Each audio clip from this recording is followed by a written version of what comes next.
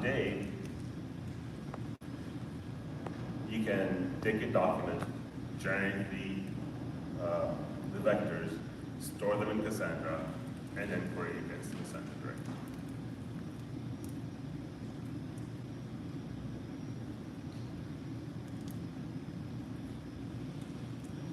So, Cassandra, what can you do with Cassandra 5? Vector storage, we covered that already. So data is indexed on insert, and so with a number of other databases, there's a lagging process for indexing. So you'll have high CPU, high resource utilization for rebuilding or reorganizing the index whenever you're inserting the data, that it would impact anybody trying to read the data.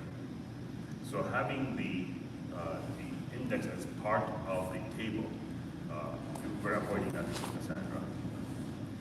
Another feature Cassandra 5 implemented is the approximate nearest neighbor. It's maybe not as accurate as KNN, but it is much faster and gives pretty good results. In conjunction with the open source project called JVector, it also speeds up the process by compressing the data for retrieval of vectors.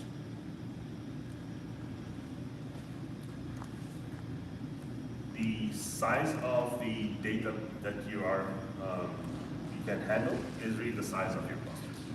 Cassandra being linear means that if you're wanting to store more data, you add more nodes to the cluster.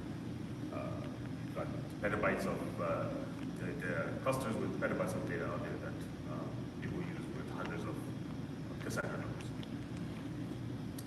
In addition to that, by having more nodes, not only do you have the capability of store more data, but also your workload is distributed across multiple nodes in the cluster. So whenever you do a query, your query is distributed against many nodes as opposed to a handful. Cassandra has a number of connectors, so also you can query Cassandra using the open source Spark connector, for example. So it becomes easier to query with Spark because Cassandra historically has